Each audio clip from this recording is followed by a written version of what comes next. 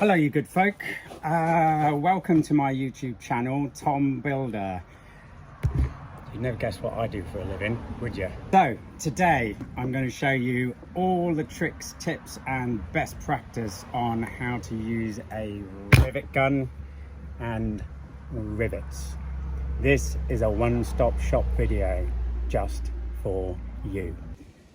So a little bit about me for those of you who don't know.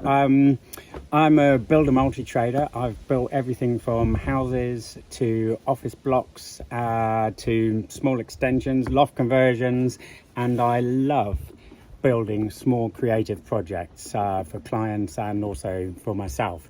At the moment I'm building this Luton box fan I'm converting it into a really cool motorhome. It's going to be fantastic. If you're not following and subscribing, well, you're going to miss out. Yeah, back to the riveting subject of rivets. See what I did there? Yeah, not as stupid as I look, am I? What are rivets then? So let's get into it. I suppose you could consider a rivet to be a permanent screw. So it fixes two things together, but you have to be using it in situations where you don't want to be able to take that thing to pieces again after.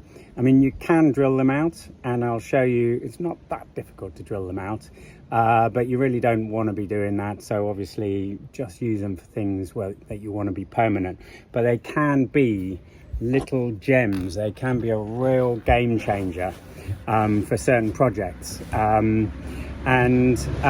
So this is a rivet. This is the section that gets left behind and the pin gets snapped off. So it gets snapped off there.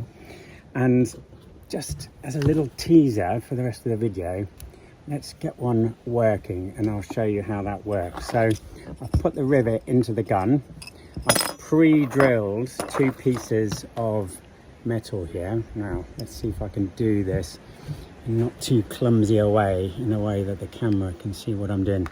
Then I'm going to push the rivet through both the bits there. I'm trying to work out where the camera is. There we go. So the rivet's going through both the bits, and now I'm going to pump one. Is this pumping? I think it's pumping. Okay, and then you keep pumping until, well, it's really hard doing this in front of the camera.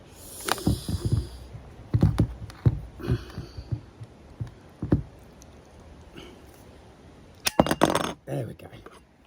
Right, made a meal of that, but I'm not going to edit it out because it just shows you that it is quite hard work. Obviously, when I'm not trying to get it in the right place for the camera, it's a bit easier, so never fear. But what we've got left behind here is we've got the rivet that you can see. We've got the two pieces of metal that have been now joined together, and on the other side you can see that the rivet's been compressed and has clamped the two pieces of wood together. So get another rivet out of here. So just to show you, that little pin, that pin there has a little end to it, and that gets pulled down and basically compresses and expands this bit of aluminium. And as it compresses and expands, it widens out and then can clamp the two pieces of wood together. Now, as soon as that compressed, expanding bit of aluminium hits the piece of wood, the piece of metal that it's trying to clamp, it then can't go any further, and so this pin then snaps off, and that's what you get left with. Why do we love them? I mean, I just think they're little gems. They can really transform a project, make it so much easier, so much neater, so much tidier. But what do we use them for? We use them for fixing two pieces of metal together or two pieces of plastic together. Any sort of sheet material that can take the compression of the rivet can be used. A few things to know about using them though. There are different sized rivets for different types of applications. So let's just have a look here. We've got 3 different sized rivets. Now there's several different. I think there's a 4.8 mil diameter, then this one's a 4 mil diameter. I think this one's a 2.4 mil diameter. And I'll show you in a minute how to use those differently in using your gun. But the reason why you would choose different ones are mostly just to do with what your project is. So if you were doing a tiny little cube box made out of metal and you wanted to put some fixings in it, you wouldn't need that much structural integrity. So you could go for a tiny little rivet like this. This is super tiny in comparison. And that would hold it perfectly well. But if you want, what I normally am using it for is something much more structural. So I tend to go for a 4 mil or a 4.8 mil rivet. Now that's one dimension you have to take into account. The other is that the length of it. The length does matter in this case. So let me just show you an example. If I was joining these two bits of aluminium together and I used this rivet, can you see that there's not enough material coming out the other side so that when this gets compressed, we wouldn't get our little build-up of aluminium on the back side of it. Whereas if I use this one here, you can see that there's plenty of rivet aluminium left on this side to get compressed and then to hold the thing together. So you end up with a nice dob of aluminium, which then gives it that structural integrity. So you must use, it doesn't matter, it's a good point actually. It doesn't matter if it's too long. You can't really have it too long because this little pin here will just keep pulling through the aluminium until it hits the metal plate. And then once it hits the metal plate, it will snap off and it will leave whatever's behind. So if it's too long for the job, it doesn't matter too much as long as you've got the space, but it can't be too short. So there's a few do's and don'ts though when you come to rivets. Now I've fixed two pieces of aluminium together here and I've used an aluminium rivet. If they were two pieces of steel or stainless steel, I would use a stainless steel rivet. Reason being is that aluminium and stainless steel or steel have a chemical reaction that happens between them, or a corrosive reaction that happens between them.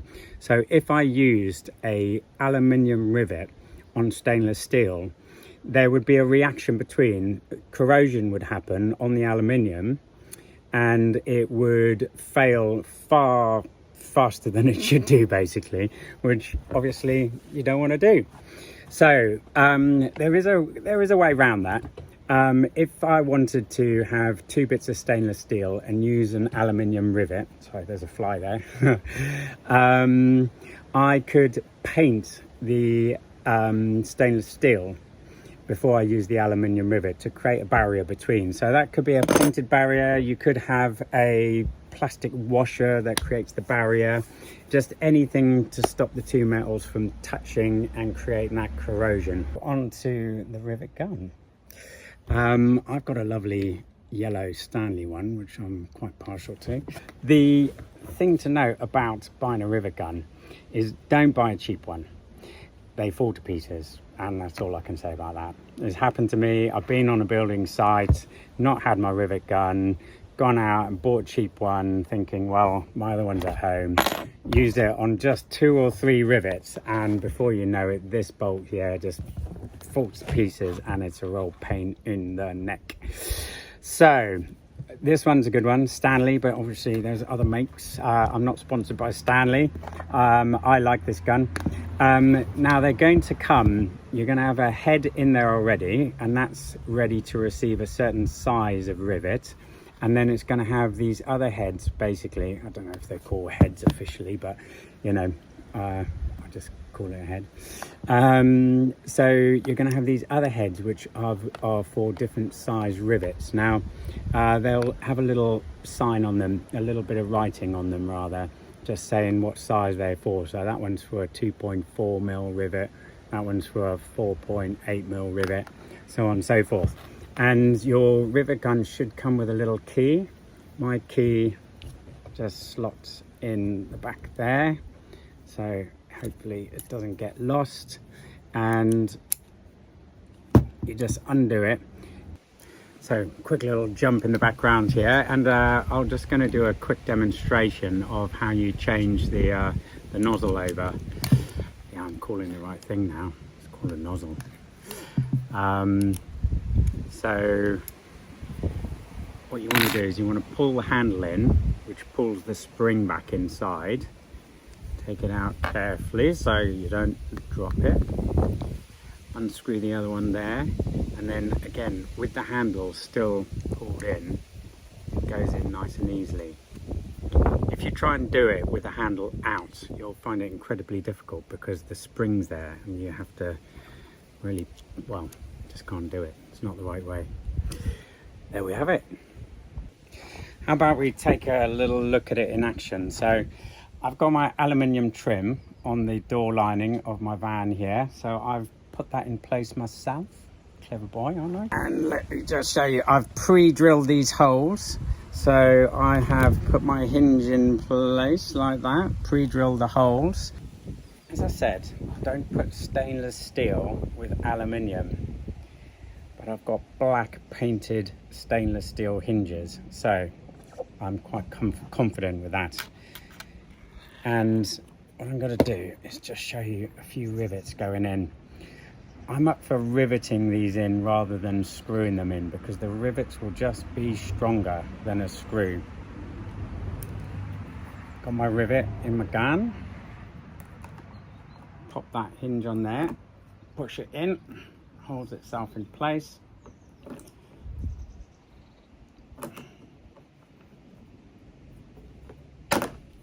One done. And you can see, because I'm using the right size head, that just falls out. Pop the next one in.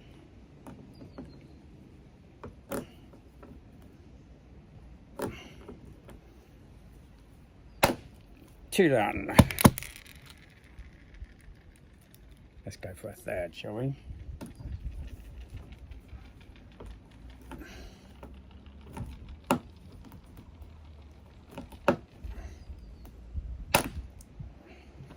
Happy days.